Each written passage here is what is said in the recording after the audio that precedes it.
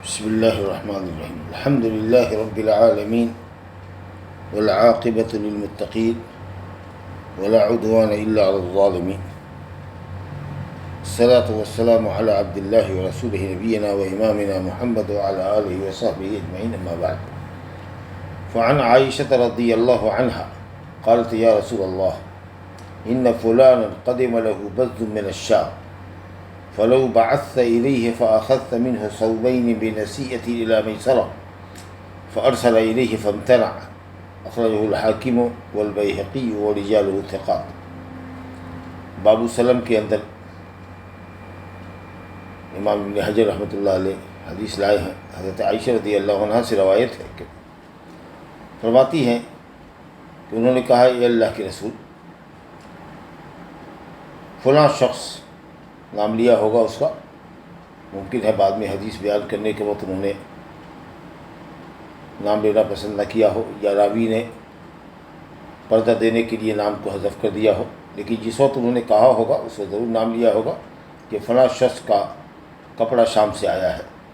بز کپڑے کی قسموں میں سے ایک قسم ہے. اس زمانے میں شام ایک تجارتی مرکز ہوا کرتا تھا، جیسا کہ یمن بھی ایک بڑا تجارتی مرکز تھا. جاڑے میں لوگ یمن جاتے تھے، گرمی میں شام جایا کرتے تھے. بہرحال فلاں شخص کے پاس شام سے کپڑے آئے ہیں. فلو بعثت الیہ، تو اگر آپ ان کے پاس یا اس شخص کے پاس کسی کو بھیجتے اور اس سے 2 کپڑا ادھار لیتے سہولت ہونے تک، کہ پیسے کی ادائیگی سہولت ہونے پر کر دیں گے، اب وہ سہولت چاہے جلد ہو یا دیر سے ہو. فارسل الیہ، آپ نے اس شخص کے پاس اپنا فرستادہ بھیجا، نمائندہ بھیجا، اور اس نے کہا ہوگا کہ نبی صاحب نے بھیجا ہے، 2 کپڑا ادھار چاہتے ہیں. نبی صاحب کو کپڑے کی حاجت تھی، اس وقت پیسہ بھی نہیں تھا، ادائیگی پر آپ قادر بھی نہیں تھے، لیکن اگر آدمی ضرورت مند ہو اور ادائیگی پر کی بعد میں توقع ہو، امید ہو کہ وہ قرض ادا کر دے گا، ادھار چکا دے گا، تو حسب ضرورت اپنی ضرورت کا سامان ادھار لے سکتا ہے. لیکن اس اللہ کے بندے نے دینے سے منع کر دیا. اس حدیث کو سلم میں لائے ہیں. مناسبت تو بہت ظاہر نہیں ہے، سوائے اس کے کہ یہ کہا جائے کہ سلم میں یا سلف میں ایڈوانس پیسہ دیا جاتا ہے اور سامان مطلوبہ صفات کے ساتھ اور پورے وصف کے ساتھ، کون سا مال، کتنا مال، کب اور کہاں ادا کرے گا قرض لینے والا، یہ سب کی تعیین کے بعد جائز ہے کہ قیمت پہلے دے دی جائے اور سامان بعد میں لیا جائے. یہاں اس کا الٹا ہے کہ سامان ابھی لے لیا اور قیمت بعد میں دیا، شاید اس حیثیت سے مناسبت ہو تو ہو. بہرحال لے کر آئے ہیں اس باب کو، باب السلم میں، باب القرض میں. تو یہ اس کا تعلق قرض سے تو نہیں ہے اور نہ رہن سے ہے، بلکہ ادھار سے. تو ادھار بے کی جاتی ہے، لیکن آپ نے یہاں پیسہ ادا کرنے کی مدت متعین نہیں کی تھی، بلکہ سہولت ہونے تک. اب وہ سہولت جلد بھی ہو سکتی ہے، مہینہ 2 مہینے کے بعد بھی ہو سکتی ہے، 6 مہینہ سال بھر بھی لگ سکتا ہے، لیکن اس نے دینے سے انکار کیا. شاید ایسے لوگ جو تجارت کرتے ہیں اور کچھ مال لاتے ہیں اور پھر بیچا منافع کے ساتھ، اور پھر دوبارہ گئے منڈی میں اور پھر سامان لائے اور بیچا، ایسے لوگ زیادہ دن تک ادھار دینا پسند نہیں کرتے ہیں. چاہتے ہیں کہ لفظ بکے اور پیسہ آئے اور پھر سامان لائے اور پھر بیچیں. اس کی مرضی تھی، صاحب سامان تھا، اس کا اختیار تھا، نقد بیچے یا ادھار بیچے، لیکن بہرحال اسے ادھار بیچنا پسند نہیں کیا. لیکن اس کو ہم نبی صلی اللہ علیہ وسلم کی حکم عدولی نہیں کہہ سکتے، نافرمانی نہیں کہہ سکتے. نبی صلی اللہ علیہ وسلم کی نافرمانی شریعت کے کاموں میں جائز نہیں ہے. یہ دنیاوی معاملہ ہے، تجارتی معاملہ ہے. صاحب سامان کو اختیار ہے کہ وہ نبی صلی اللہ علیہ وسلم کے ہاتھ یا اصحاب العلم والفضل کے ساتھ بیچے نہ بیچے، اس سے کوئی فرق نہیں پڑتا ہے. اگر شریعت کا کوئی حکم ہوتا اور وہ باز رہتا بجاوری سے، تب وہ معصیت اور مخالفت کہلاتی. یہ تجارتی معاملہ تھا، ذاتی لین دین کا معاملہ تھا. علی کل حال یہ حاکم نے اور بیہقی نے اس کی روایت کی ہے، اور جو رجال ثقات ہیں. دوسری حدیث اس باب کے اندر ہے. ابو ہریرہ رضی اللہ عنہ سے فرماتے ہیں: قال رسول اللہ صلی اللہ علیہ وسلم الظهر يركب بنفقته إذا كان مرهونا ولبن الضر يشرب بنفقته إذا كان مرهونا وعلى الذي يركب ويشرب النفقة رواه البخاری۔ ابو ہریرہ رضی اللہ تعالی عنہ سے روایت ہے، انہوں نے کہا کہ رسول اللہ نے فرمایا پیٹھ سواری کی جائے گی، پیٹھ پر سواری کی جائے گی نفقہ کی عوض اگر وہ مال مرہون ہو، اور اسی طریقے سے دودھار جانور کا دودھ دوہا جائے گا اور پیا جائے گا نفقہ کی عوض اگر وہ مرہون ہو۔ یعنی اگر کسی شخص نے قرض لیا ہے اور قرض میں بطور ضمانت اس نے سواری کا جانور مرتہن کے پاس، قرض دینے کے والے کے پاس رکھا ہے، گھوڑا ہو چاہے گدھا ہو خچر ہو جو بھی ہو، اور یا اسی طریقے سے دودھار جانور گائے بھینس وغیرہ رکھی ہے اس نے، تو نفقہ کی عوض مرتہن جو اس کو زر ضمانت کے طور پر اپنے پاس رکھے ہوا ہے، اس پر جو خرچ کر رہا ہے، کھلا پلا رہا ہے جانور کو، تو اس پر مثال کے طور پر اگر اس کا 100 روپیہ یومیہ خرچ ہے تو 100 روپیہ کے حساب سے سواری کے جانور پر وہ سوار ہوگا، اور اسی طریقے سے دودھار جانور کا دودھ کھائے گا پیے گا۔ لیکن اگر دودھ 200 روپے کا ہے یا جتنا کچھ اس نے سواری کی ہے کسی دن میں اس کی اجرت 200 روپے ہوتی ہے، تو 100 روپیہ نفقہ کی عوض چڑھنے کا اس کو حق ہے، 100 روپے کا دودھ کھانے کا حق ہے، باقی کا جو 100 روپیہ دودھ میں زائد ہے یا سواری میں وہ رقم راہن کے جس نے قرض لیا ہے اس کے کھاتے میں جمع کیا جائے گا۔ جس حد تک نفقہ میں خرچ ہوتا ہے اسی کے حساب سے مرتہن اس کا استعمال کر سکتا ہے، کیونکہ اس استفادے کو یعنی جانور کی سواری اور دودھ کے سے فائدہ حاصل کرنے کو نفقہ سے مربوط کیا گیا ہے کہ جس قدر آپ اس پر خرچ کر رہے ہیں اسی قدر آپ اس سے فائدہ اٹھا سکتے ہیں، اس سے زیادہ نہیں۔ وعلی الذی یرکب ویشرب بالنفقہ، جو سواری کرتا ہے جانور پر یا جو اس کا دودھ پیتا ہے اس پر نفقہ ہے، اور علی الذی سے مراد وہ شخص جو سواری کرتا ہے دودھ پیتا ہے، اس سے مراد مرتہن ہے جس نے گروی رکھا ہوا ہے سامان کو، اپنے روپے کی ضمانت کے طور پر رکھا ہوا ہے، کیونکہ مالک تو بہرحال اس لیے چڑھتا ہے یا اس لیے دہتا ہے کہ وہ اس کا مالک ہے، نہ اس لیے کہ وہ نفقہ دیتا ہے۔ اس لیے علی الذی یرکب سے مراد راہن نہیں، قرض لینے والا شخص نہیں، بلکہ وہ جس کے پاس اس نے قرض لے کر اپنا جانور گروی رکھا ہے۔ تو صرف جانور کے اندر یہ سہولت ہے کہ قرض دینے والا مال مرہون سے نفقہ کے حساب سے فائدہ اٹھا سکتا ہے، جبکہ دوسرے فقہاء اس بات کے بھی قائل نہیں ہیں۔ امام محمد رحمۃ اللہ علیہ کا یہ قول ہے اور صحیح حدیث ان کی تائید میں ہے۔ باقی اگر موٹر سائیکل کسی نے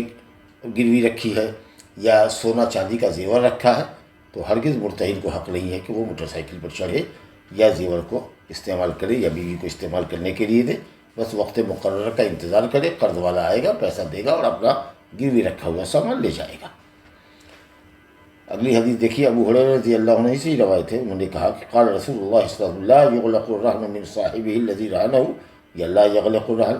من صاحبہ الذی رہنہ لہ غنمہ علیہ غرمہ۔ دارقطنی نے، حاکم نے روایت کیا، رجال ثقات ہے، لیکن ابو داؤد نے اس حدیث کو مرسل بیان کیا۔ مرسل وہ حدیث ہوتی ہے جس میں تابعی نبی صلی اللہ علیہ وسلم سے ڈائریکٹ روایت کری، صحابی کا ذکر نہ ہو۔ حدیث کا مفہوم یہ ہے کہ رہن اور راہن کے درمیان، یعنی مال مرہون جس سامان کو گروی رکھا ہے اور جس نے گروی رکھا قرض لینے والا، اس کے درمیان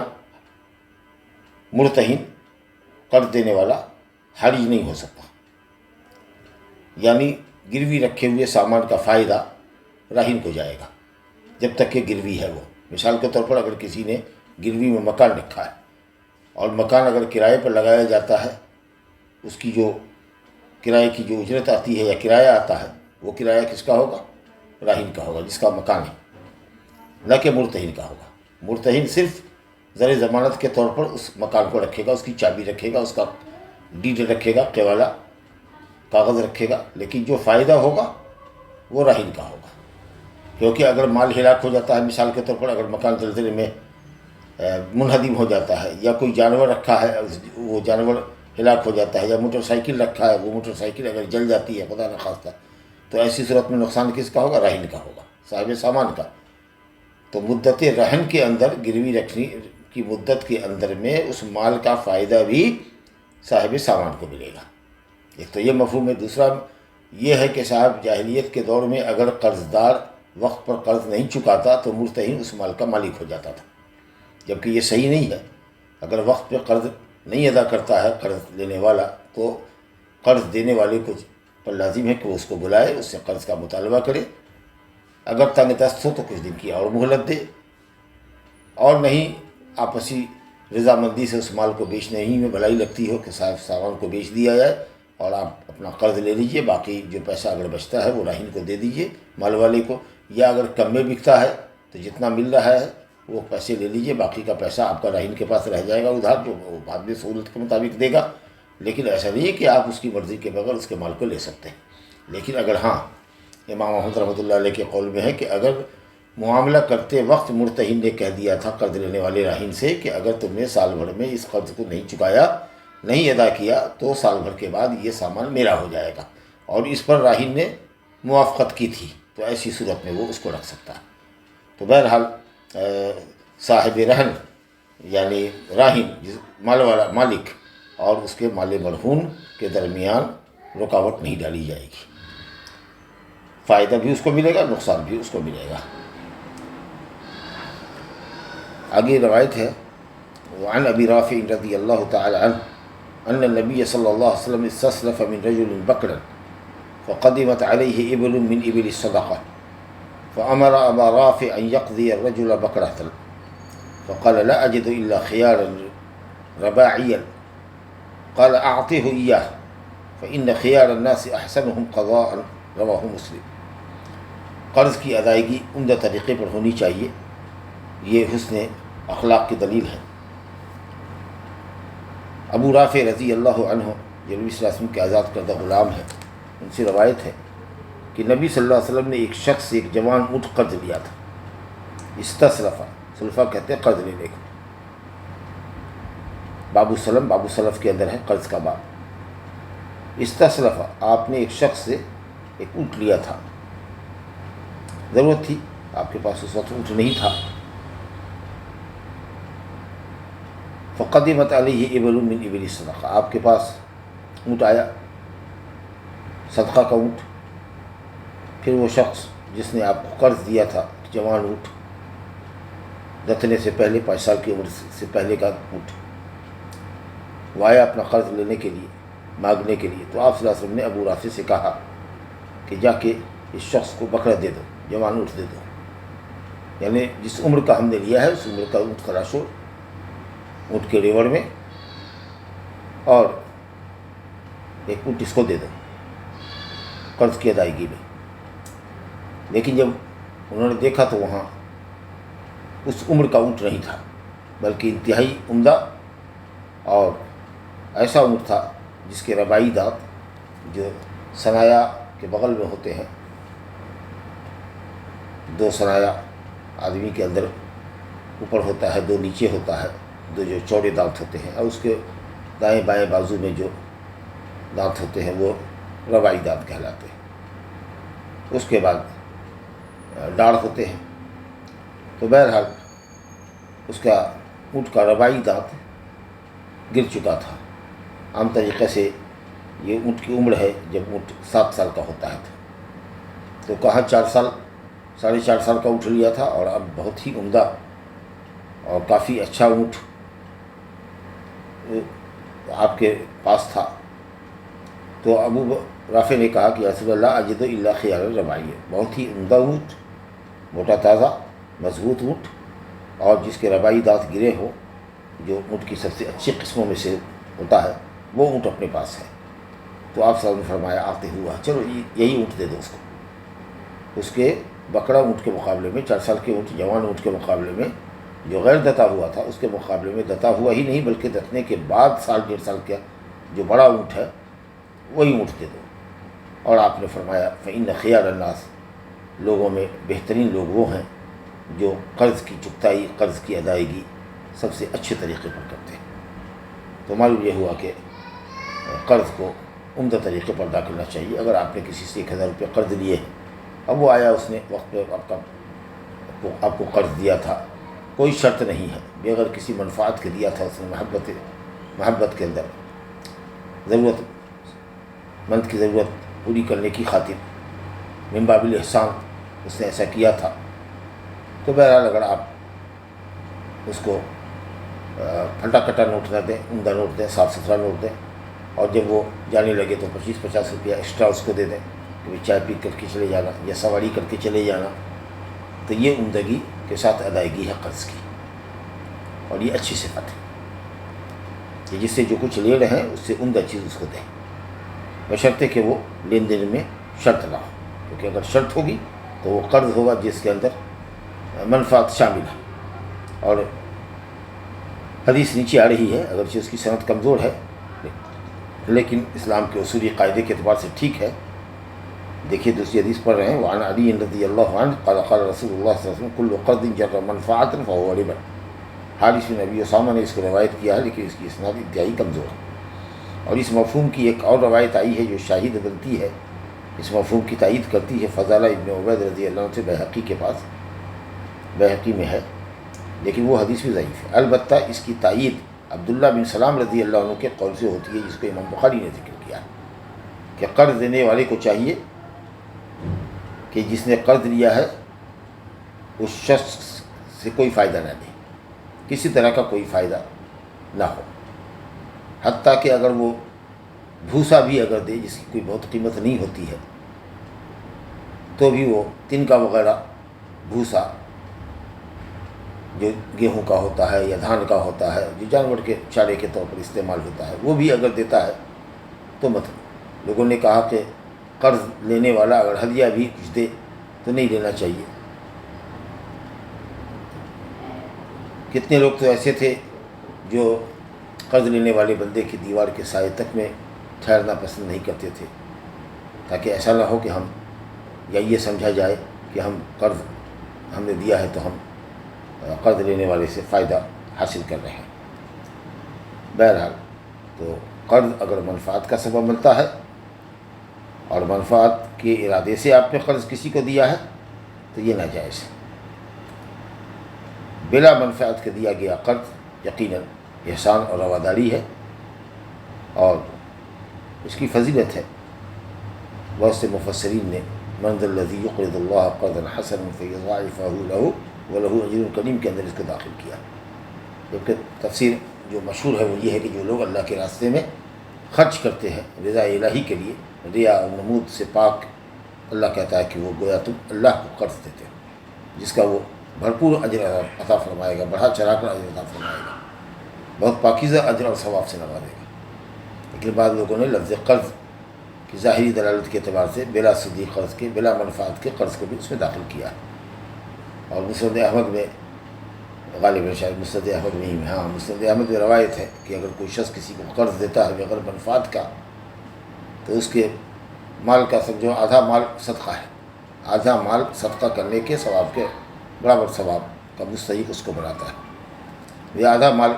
اللہ کے راستے میں گویا اس نے صدقہ کیا، گویا اس نے صدقہ کیا، صدقے کا ثواب اس کو ملتا ہے۔ اور جس کو قرض دیا ہے اگر وقت پر وہ قرض نہیں ادا کر رہا ہے اور واقعی محتاج ہے تو اس کو